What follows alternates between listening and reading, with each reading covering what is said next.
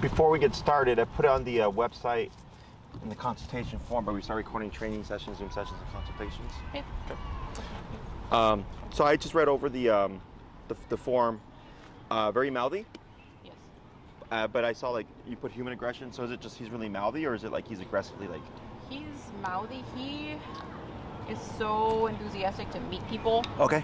And he doesn't know how to express himself otherwise. That Sure. He just comes up to people and he's like, "Hey," and he jumps up and it's like nipping. Nips. Sure. And also like he wants to play, and then so like our older dog, we have another bull terrier. He comes up to Theo and he's like, "Let's play," and Theo doesn't want to play, and he starts like jumping on top of him, even though But biting. Yeah. Okay. But there's no punctures or anything. He's just like. Oh, he'll break skin. Yeah, Okay. Yeah. And it's the vibes aren't aggression. You know, it's very obvious that he thinks he's like high-fiving everyone, you know, with his mouth. But if you're getting high-fived by someone that doesn't want to get high-fived, it can come off pretty aggressive. Sure. And what else? Like when I'm running with him, you know, he'll escalate quickly to Jumping biting. up. Jumping up and biting while we try to just trot and run. What else? Yeah, he just has no boundaries. He doesn't read other dogs' expressions. Like, I don't want to play. And Okay. He doesn't just leave it at that. Sure. Like, even like he's been checked multiple times by our dog, and he doesn't care. He just continues to. Correct. How's the other dog? 6. And he's He's a year. one. Okay. And then I saw like he had done with a previous owner a puppy board and train, and then with you guys you had worked with several trainers, and then like, still kind of struggling with this issue. Was it like positive only? Yeah, we did. The first one, she did the like nothing in life is free kind of mentality, where he was tethered on the door unless we invited him to come with us. He doesn't care. Like he doesn't care. He also will just like chew through whatever leash You have on them. Yeah.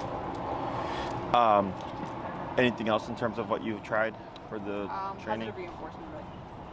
We fostered in the past. And so I'm part of that rescue community in Chicago. So my experience has only been with positive reinforcement and crate training and like what do you call it, like relaxation protocol, that kind of stuff. Nothing really, like even when we first got him and they're like, oh, if he's biting you, like yelp, so he knows that he doesn't care. Well, we give him, he knows we do yes, no, and okay, positive, negative, and release word, which seems to be going pretty well. He's really sharp, and he has been improving this whole time, but it's one of those things where it's not clear that he's growing big out. Stuff he's not growing out of the things that are kicking him out of daycares. So. Yeah, the last time that we boarded him, so the initial time they told us he's not going to be with like general doggy daycare kind of thing. So we're going to do like personal training, and one-to-one boarding. And it sounds to me like he was boarded a lot of the time in the crate, and then he was like overly excited, and so he came off. It came off as what they called it, like crate aggression, which I don't necessarily know what that would look like for him. I think he was just like bored in the crate and like not doing anything for hours and hours. So at that point, frustrated essentially. Yeah, they told us that he was not welcome to board with them anymore. But he's kennel trained with you guys? Yes. Yeah. No issues? No. Okay. Anything else? Other than just a couple instances where he bit another dog. Okay, what happened there? It always seemed to be a really fuzzy dog, so that it was like he was latching on to the fur and treating it like a tug toy or something. Yeah. But obviously it was. But he just doesn't know his boundaries. Like he doesn't know like, okay, this dog is not having a good time. Just drop it. He doesn't.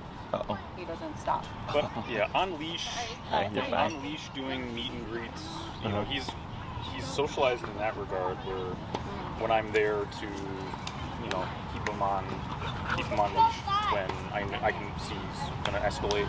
And that's the thing we've been told multiple times, that like bullies and terrier type dogs, like it escalates so quickly that you can't let them roughhouse at all. But you know, like he'll learn all the tricks that you want, but it's the big stuff that we can't get him to stop, like nipping and jumping and being overly excited. Okay. And then before, like, I'm assuming you like did research on us, how we train, the methods that we use, the tools that we use, and all that. Yeah. Okay. And I'll explain all that stuff. Yeah. We're on board with we have e-collar type training. We have 2 friends that have used it successfully. Okay. And so I don't have any experience at all. And Okay. I've only learned like the negative parts about it, but, Sure. but because of the 2 people that I know that have done it successfully, I think that's like, I don't know of any other option that we have with him. Okay. And I think he will hopefully like succeed with it. Yeah. I like your shirt. Thank you. I was like empty bottle. I'm like, oh yeah. Yeah, it was a pandemic, one of those like Oh support, really? the Sure. bars kind of So when it comes to e-collar, it's got a lot of negativity surrounding it, right? A lot of stigma. E-collar, also known as what people would call like a shock collar. The term shock comes from 2 fronts. One is like the positive only front or force-free front. Use words like pain, torture, shock, electrocution, whatever, to deter you from using these tools. Okay, so that's more like agenda-based. It also comes from old school e-collars, where I had only like 5 settings, so to speak, and the ones we have 127 settings. So 5 and 127 are the same, but we have 122 more divisions. So before, you know, the increase of intensity between 1, 2, 3, 4, and 5 was very great. So your dog could be yelping at 4, but not listening at 3. So it was like very abrasive, very obvious. And you can still find old school e-collars. Like if you go to like PetSmart, you'll see them. They go like 1 to 7. Those are still like in line with those other styles. But now, a professional grade e-collar will have something about 100 plus levels. Okay, are you okay with the sun? Do you want to move in the shade a little bit? Yeah. A little bit. So. Go this way, so you're not in the sun. I know. I was just not here. Now we're good. I'll just turn like that. Very good. I saw you go like that. So the ones that we use, we have 127 settings, so we can really fine tune it to the personality type, to the situation, so on and so forth. When it comes to using the e-collar, we use what's called pressure concepts, or pressure on, pressure off. So have you ever pulled up and pushed down on his butt to make him sit? Yeah, I mean, when we were first teaching him, like, besides the treats, like lower his butt so he knows, like, that's like kind of pushing down, yeah. So with some dogs, like if you pull up and you push down in the butt, you'll create a sitting motion. That's technically pressure.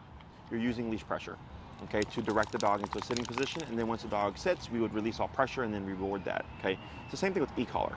So we have to find a number that what we call your dog's working number, which is the number that motivates him to do something, okay? So then once he gives us the sitting position, we would take off the pressure. So then he thinks, when I feel this and I do this, it goes away.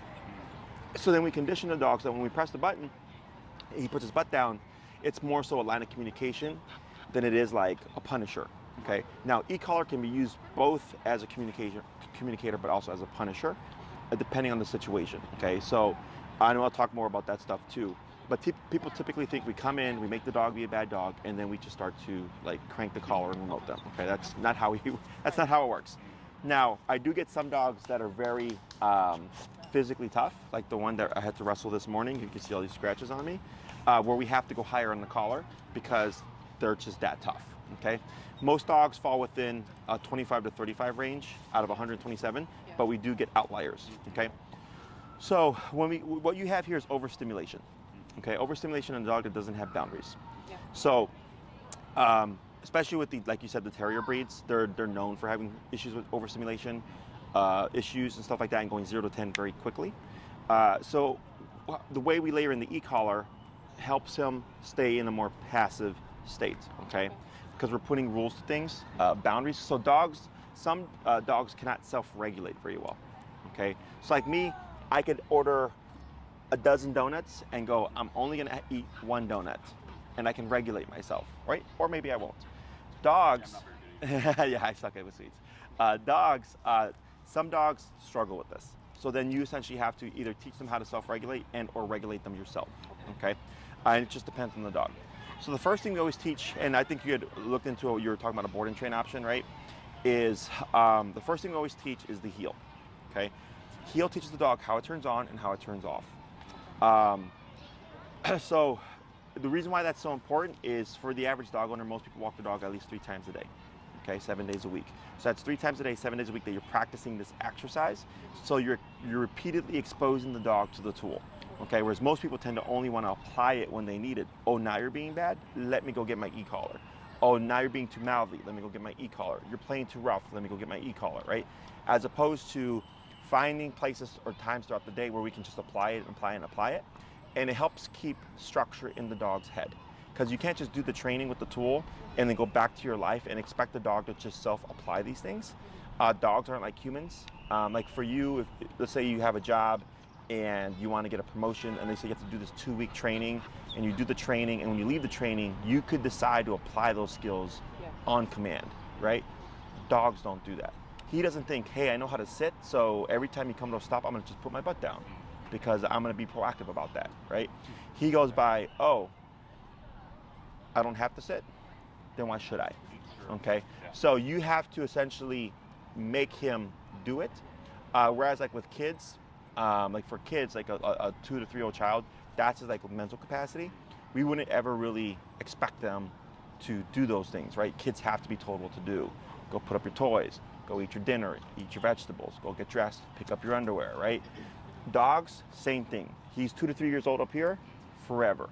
So you have to always tell him what to do, okay? Not biddable. Yes. So the e-collar, because it's pressure and it's discomfort, we want to turn it off. If you're in an uncomfortable situation, your instinct is to, how do I get out of the situation? Growing up, we had peer pressure, right? Kids making you feel uncomfortable to motivate you to do something you shouldn't, right? So there's different forms of pressure. Pressure typically means something negative. You guys drive? You go on the expressway? Have you ever had somebody drive really close to you? Tail. Right? Tail. Exactly. And then it makes you feel a certain way. And you might speed up, you might switch lanes, you might not do anything, or you might brake check. So there's 4 different responses that you could do.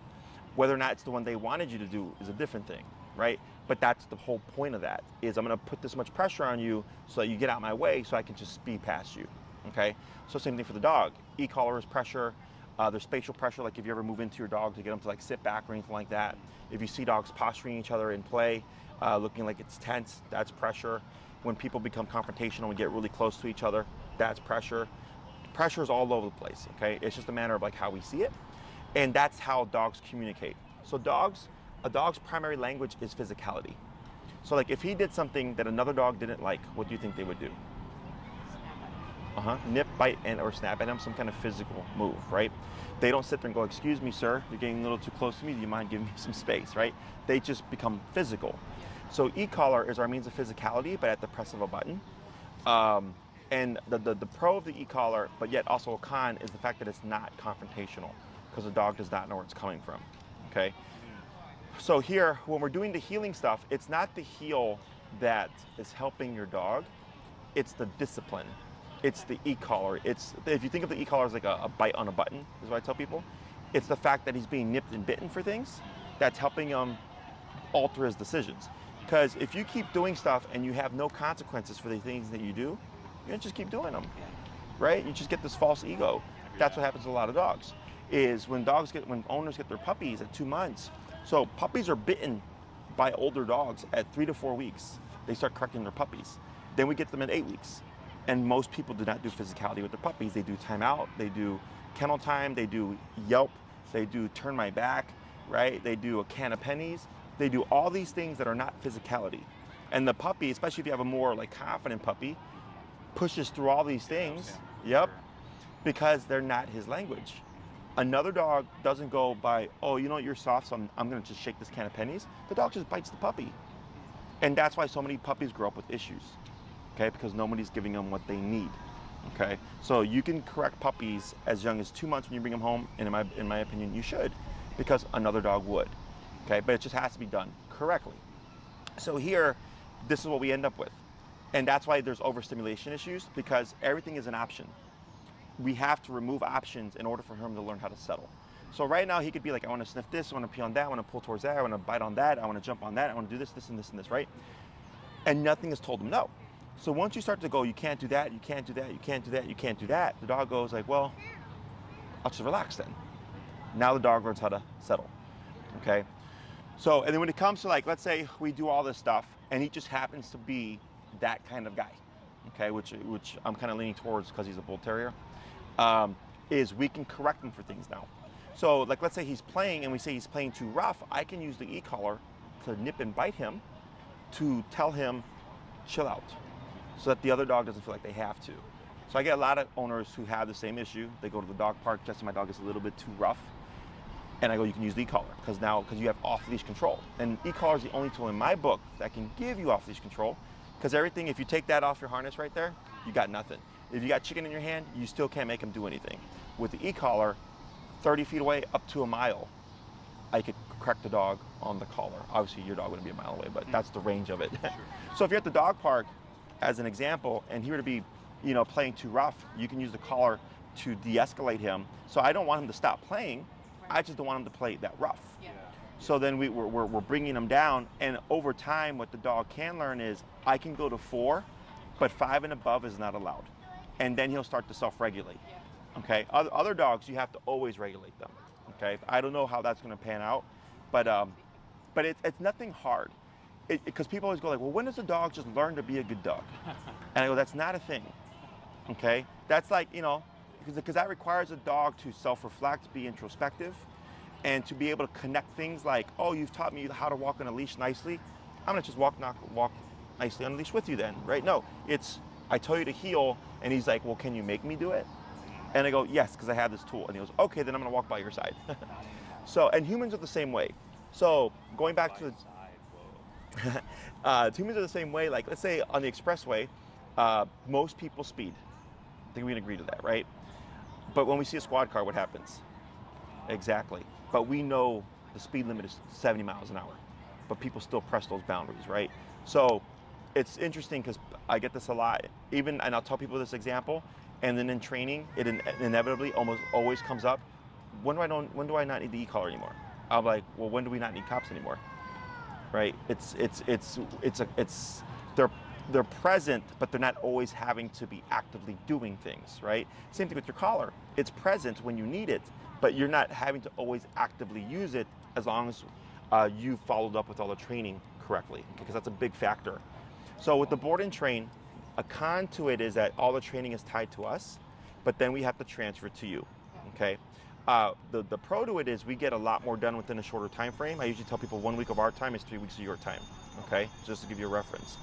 But ultimately, even if we do a great job of training and we get a client that just like, maybe they feel apprehensive with the tool or they don't like it or whatever, and they're not reinforcing things, well, the dog's not going to respect the training because now they're not using the tool, okay? I think that's probably what happened with his original owner, because she had him board and train, and then she didn't follow up with any of it. Mm-hmm. I think she was expecting it to be like, all right, well, he's already trained. Oh yeah, he's a finished product. Yeah, that's not how that works. He's, and it's a super common thought process. Like we come across it, and I always want to make sure that people are aware, like, no, he's not like a vehicle that you can just take to the mechanic, replace a couple of parts, and you come back and you're good to go. Yeah.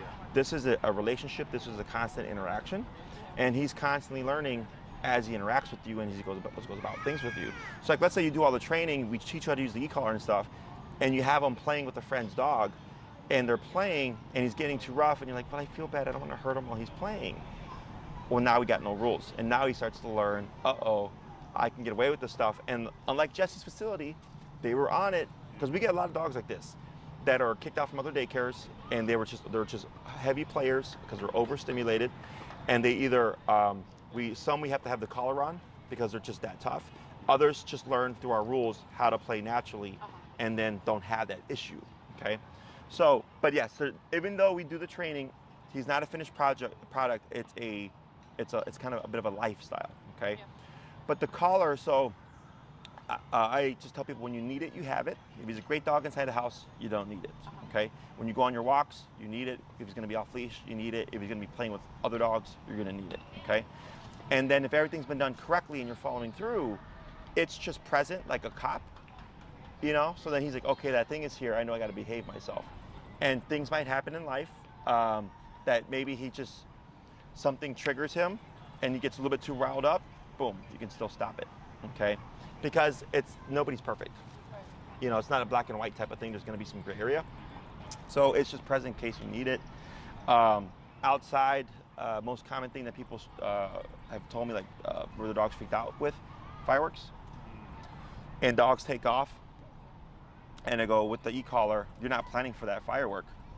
But if your dog takes off and you try to call your dog is running in fear from danger in their mind. So they're not doing anything bad, so to speak. But I have this tool, because it's against instinct to go into danger. So if you call your dog, you're like, screw that, man. Did you hear that big loud sound? But with the collar, I can technically make the dog more scared of running away from me than they are running away from the loud bang, because I have some kind of physical connection with them, okay? So even in the case of an emergency, the collar can also come in and give you the ability to control your dog, okay? Questions about any of that stuff so far? No, we found anything that he actually is afraid of? No. Our other dog, like during last week, during the Independence Day celebrations, motorcycles. Oh, yeah. Like, I'm going inside. Just, find where's the darkest, tightest closet. But he doesn't care, like, he doesn't. Yeah, he's just indifferent to it, makes life easier. Yeah. But in another sense, it makes your life harder too, right? Because he's just like so kind of like dense with stuff. So with your board and train, do you know how long you wanted to do? No, we just wanted to see like if he could give us, I don't know. I think we were leaning towards a longer, like not just a week. Right. Yeah. Sure. 2+. We were open to that. Okay. Because we understand that, you know, like you said, a certain amount of time really helps with that kind of thing, and also seeing how it progresses for him week over week. So at minimum, I recommend 2. So I don't deem your dog aggressive, but whenever there's any kind of mouthiness or like biting issues, what we do the first week is we just do all the foundational stuff, all the discipline, get a feel for the dog, and then the beginning of week 2, we start the socialization stuff. Okay, so we don't just rush them into socialization until we have a solid means of control first. Okay, so that's minimum of 2. We need the first week to introduce them, second week to start the socialization stuff. Okay, the longer we have the dog, the closer we take them or bring them to off-leash reliability. Okay, how well trained obedience-wise you need your dog to be is personal preference. Okay, so we have different phases, and the way we do things now is every week that we have your dog, you'd receive 1 video. Okay, the first week always being the longest. It's usually about an hour to an hour and a half-ish. Okay, and you're seeing your dog learn everything the first time. Okay, so your dog is like completely raw to the concepts, and it helps show you how he learned. We get some dogs that are flighty, so when they feel pressure, they want to run away, and we work them through it. Okay, and it's super important for people because going back to when you said about the original owner, that you feel like they kind of just took them and they got the dog back, and I was like, okay, he graduated. Exactly, finished product, and they don't see the in between. We want to make sure you see the in between, so that when you have your dog and you're working with him, and he's not responding for whatever reason, or maybe you make a mistake, you have an understanding of how everything works. Okay, because it's not just press a button, your dog listens. There's more to it. Okay, so that helps give you some insight. So then if you have them for the second week, we then start to progress them towards the long leash, where we start to build towards off-leash reliability. Okay, so then you see that process, that video. Weeks 2, 3, and 4 is typically shorter, usually about a 15 to 30 minute video, because the first week is always where the bulk of the learning is. Okay, but you see how we gradually progress him in the training to build them towards off-leash reliability. Okay, so week 1 is just like all the first time lessons. Week 2 is we transition them to the long leash. Week 3 is we're working them in a pen with distractions like other dogs. Week 4, they would do a video like out at Corner Park or something. Okay, so you see your dog outside and they're utilizing the training, so you can see like, okay, this is how we transfer what he knows to the outside world. Okay, because the other thing with people is when they get their finished products, their dogs, like, what do I do with this? Right, where do I use this stuff? So the obedience is to give you control to do more things with your dog. Your main concern really seems to be around behavior, his interaction, his overstimulation, his interaction with people, the mouthiness and all that stuff, right? So that stuff is actually easier than we think, okay? At least depending on the tools that we're using. Because remote collar gives you the easiest and most efficient level of control, or effective level of control, because everything's at the press of a button, okay? So you would have the control of obedience. So the longer we have them, the farther we take them. If your main concern is just behavioral stuff, minimum I recommend is 2 weeks. And then when you have your follow-up, which is Enrique, who's a gentleman you met on your way here, he's my head trainer. He heads all the daycare and trains and board and trains. So he's the one that you would watch in the video. And then all your follow-ups would be with Enrique, okay?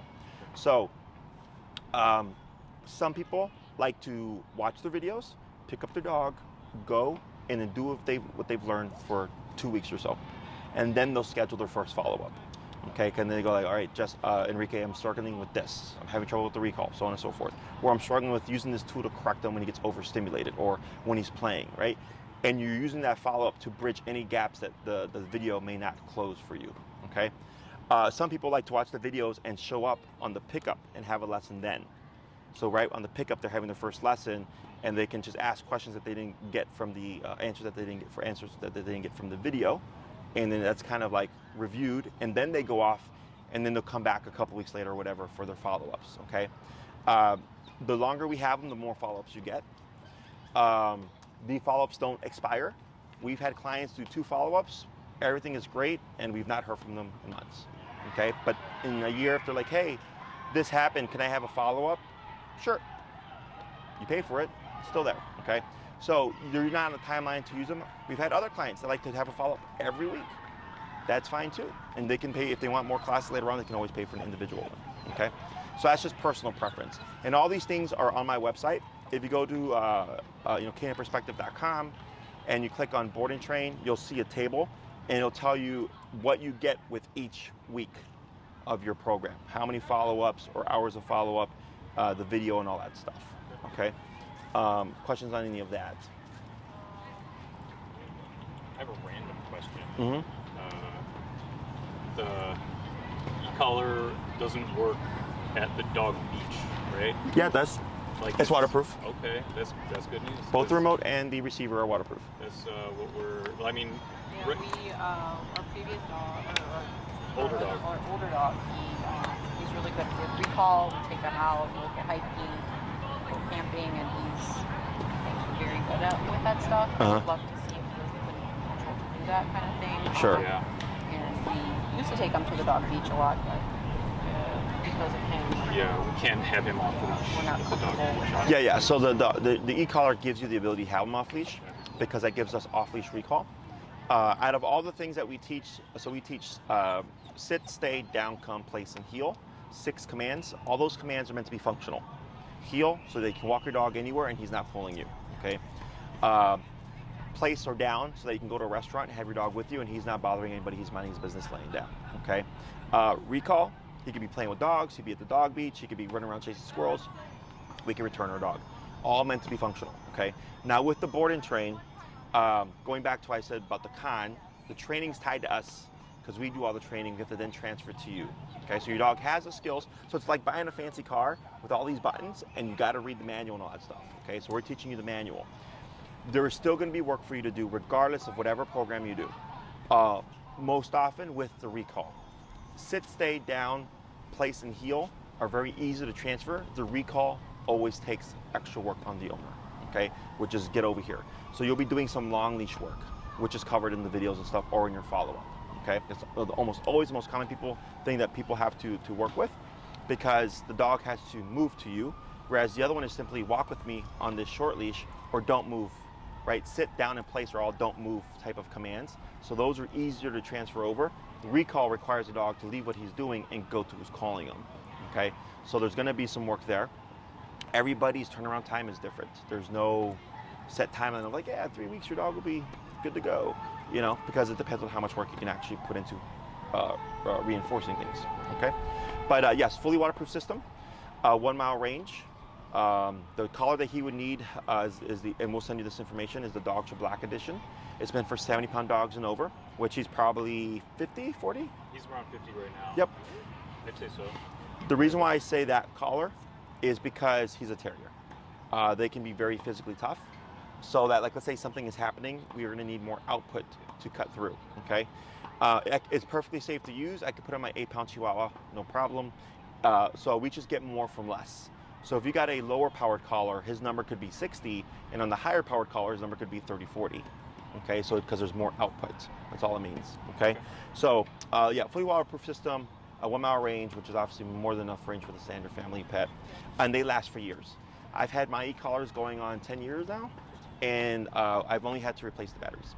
Okay, they do come with the warranty, so if it happens within the warranty, you can just send it to Dogtra, and they'll repair it for you.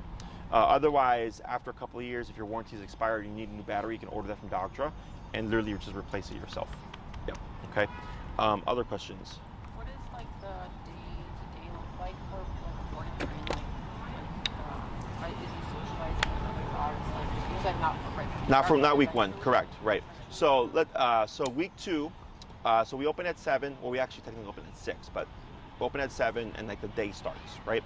So in the morning he'd be let out, he'd go potty, and then his training starts right away. Okay. So we have different things that the dogs can do. One big thing that we push is duration work, which is sit still for a period of time, which is great for dogs like this, okay? Because he can't sit still for a period of time, and you can see that because he keeps pulling you all over the place, right? That's overstimulation. His brain wants to do something, okay?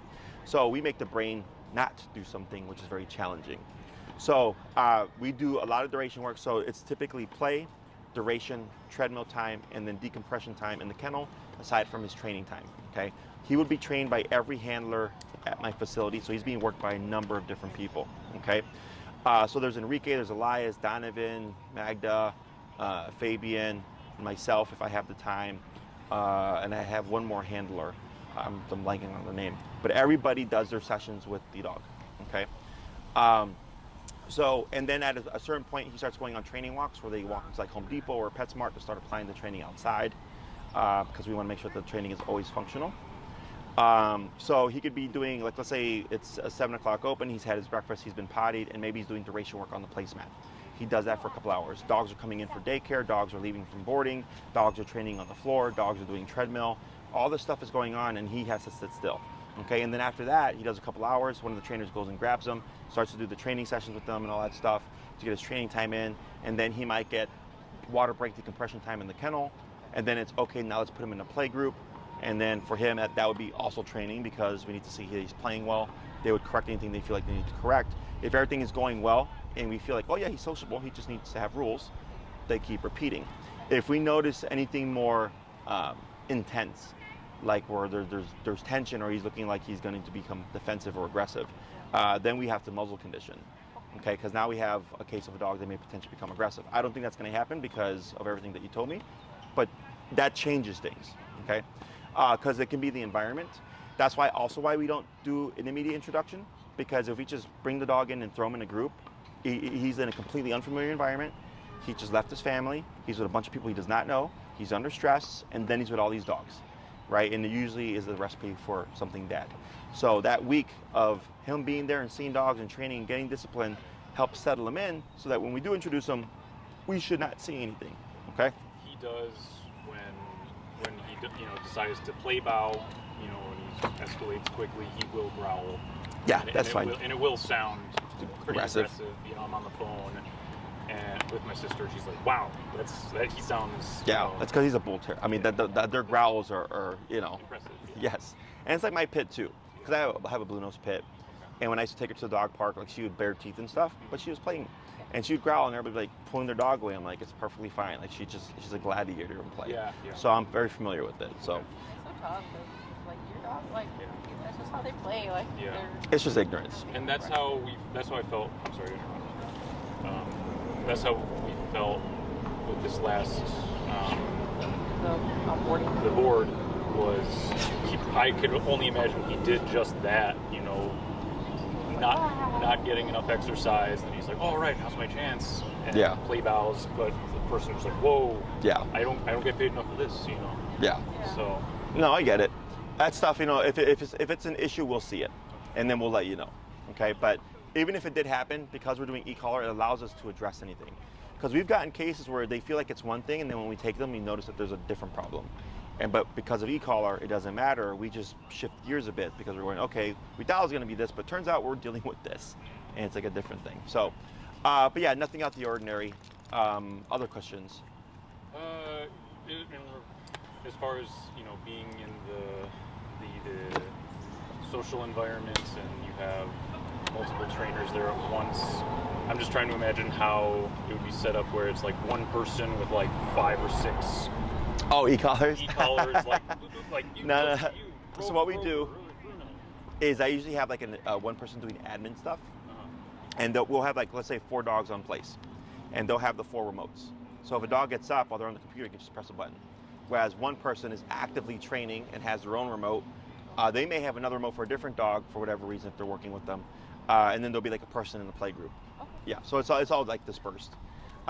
When we were more short-handed, because we had a flood of board and trains and dogs, that it was kind of like that, where we had all these remotes. But now we've got more staff, and I'm the Batman utility. exactly trying to get more people to have as trainers and just to help out around the facility stuff. So, other questions?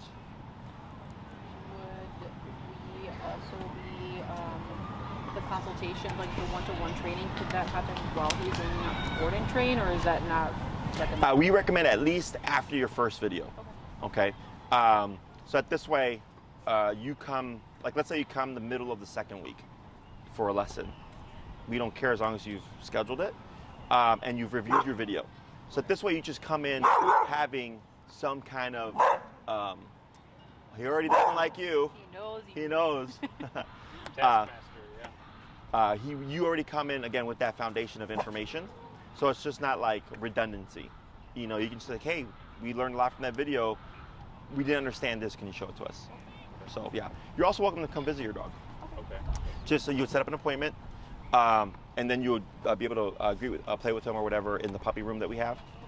Do expect, if you've not done any follow-up, he's going to act the same. Okay? Because I always tell it to people, and they show up like, he's learned nothing. And I go, I told you this because you've had no follow-up yet. Once you have the follow-up and then you're applying the theories and the techniques, then you start to see everything your dog has learned. Okay? So just bear in mind, if you do come in before a lesson or anything like that, he's going to seem the same. And then when you have your follow-up, you're going to go, oh, wow, like, he actually knows a lot of stuff. Okay? Other questions? Could we bring our own food, or do you have? Yes, you bring your own food. We suggest individually bagging in disposable bags. It just makes things easier for everybody when we have like 30, 40 dogs or whatever. And then just make sure to, even including extra bags, sometimes people think they miscount and they'll think they brought enough, and then it turns out they did not bring enough. So extra bags are perfectly fine. So it would be his leash, his collar, his remote collar. If you buy it, you can buy it through us or you can buy it through Amazon. I don't care where you get it. I just care that you get the correct model, okay? You won't be needing the harness anymore. The harness is part of the problem as well, because harnesses create frustration and agitation. We use it in protection training to make dogs aggressive, which is a whole other thing in its own. It also gives you the least amount of control. So just a standard flat collar. I'm not a huge fan of snap buckles, just because they can break, and I've had them break on clients. I usually do like the traditional like flat buckle with like a belt buckle type collar. But technically, if he's trained and you're reinforcing everything correctly, it's not even going to matter at the end of the day, because he's not going to be putting on the leash. Okay. Yeah, I started getting the metal ones because we've had a couple of them snap from other dogs. Correct. Yeah. So then it'll be his leash, his collar and stuff. We don't do blankets or anything like that anymore, just because if a dog pees on them, we don't have any washers and stuff. And then I got to take it to a cleaner, and then the dog pisses on it again, and I'm just like paying all this money for the wash the dog's stuff. So, and then also dogs, we had one dog, it didn't happen with us, but we freaked out, threw up a sock during the boarding. And we thought the dog had ingested some of the towel that we had given him. But they're like, well, the towel's not chewed up or anything. So we called the owner. The owner's like, oh yeah, he ate a sock the other day. We're like, this is incredibly dangerous. And then at the same time, we're like, well, we don't want a dog eating a towel here. There is someone on premise. Enrique is actually on premise 24/7. I may potentially have a second person on premise 24/7 as well. So there's always someone around in case of an emergency. But everybody does at some point go to sleep. So if the dog chews on a blanket or something overnight, we don't want to be responsible for that. Okay. Other questions? if we were to visit, would it be good to bring our other dog to say hey, kind of a thing? Or? If you'd like, unless you think there's going to be an issue with him being too excited and then potentially like overplaying, then I would say probably not. Okay, but that's more you know your dogs better than I do. Okay. Now, if you've had a follow-up and you come back to visit, like let's say you did a longer one, like a 3 or 4 week one, and you want to come back and you've already had a lesson, so you're kind of familiar, or you want to bring your dog, see what happens, and that in your follow-up, so then Enrique can show you like, okay, this is how you're going to use the collar to actually keep your dog tame, or playing more respectively with others. That can also be like a lesson. I think that's our biggest issue is we want him to be able, we had him fixed.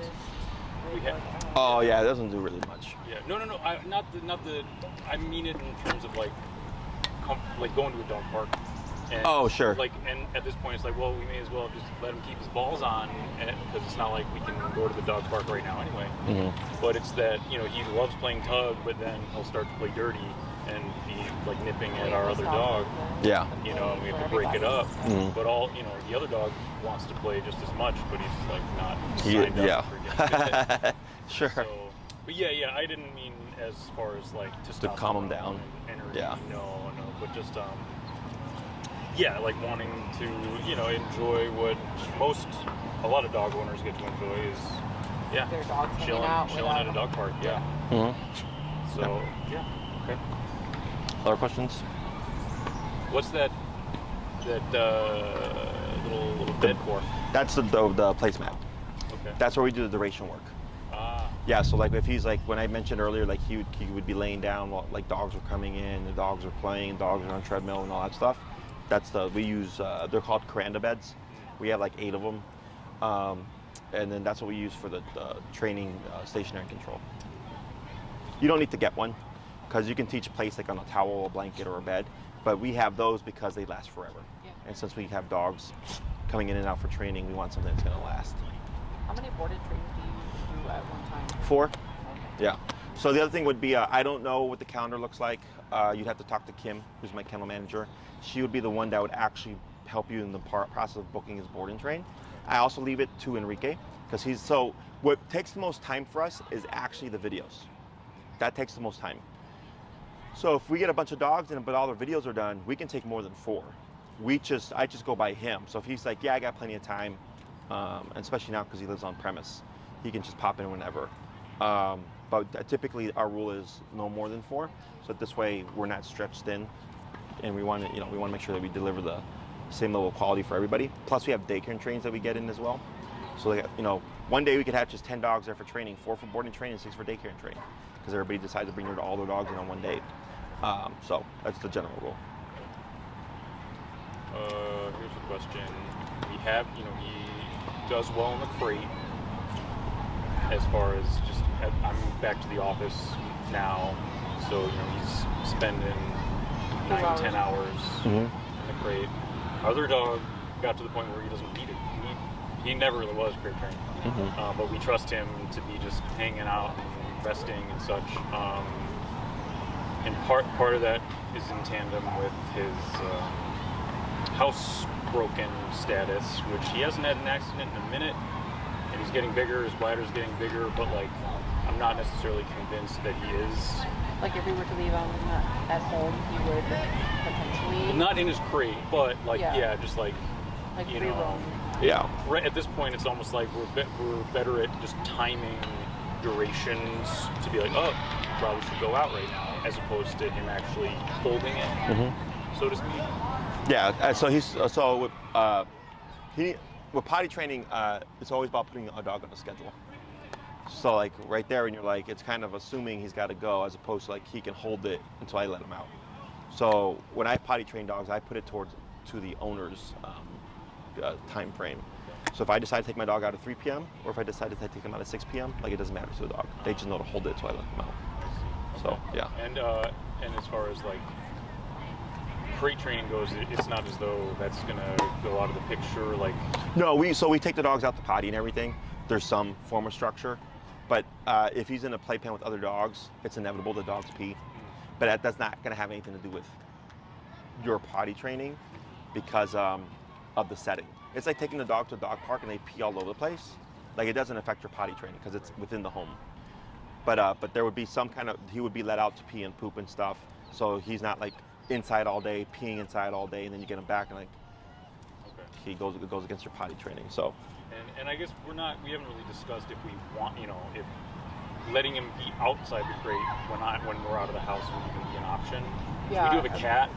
Oh, sure. He does like to chase the cat a bit.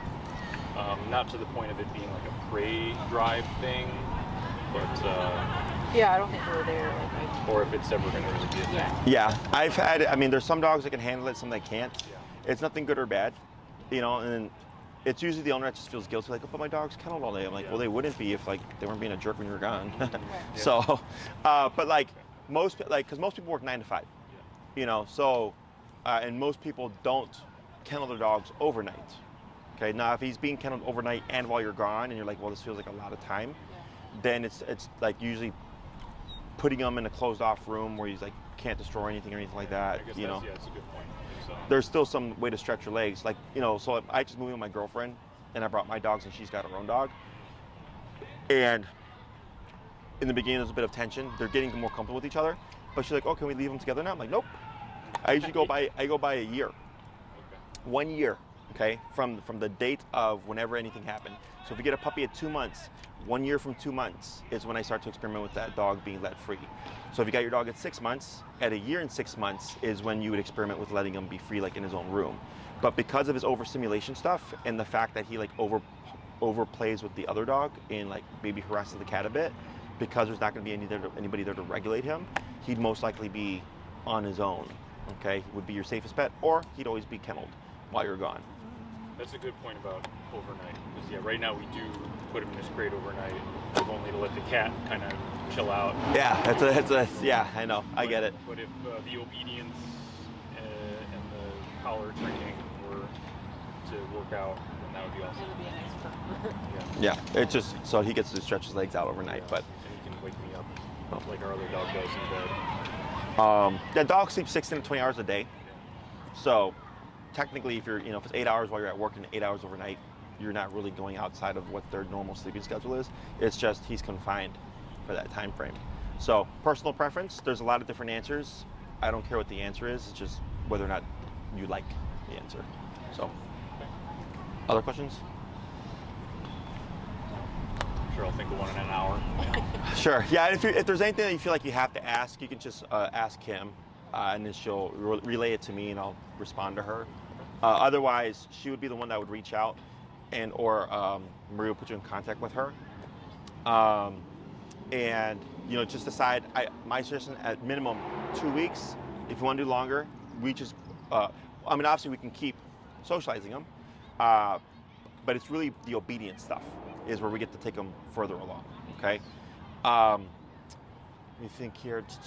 The booking dates, Kim will know all that stuff because she knows the calendar and everything because she's in charge of booking everything regarding board and train and daycare and trains. So she can help get you a more better idea of a time frame of when we can get them in, and then she'd handle the rest from there. Okay. Anything else? Thanks for going a little long. No worries. So here, nothing out the ordinary. I seen this stuff all the time. It's very common, overstimulation, because most people don't discipline their dogs, and that's where it comes from. Okay? So if you need anything else, you let us know. Otherwise, you guys enjoy the rest of your day. Okay? Take care. Thank you. Mm-hmm.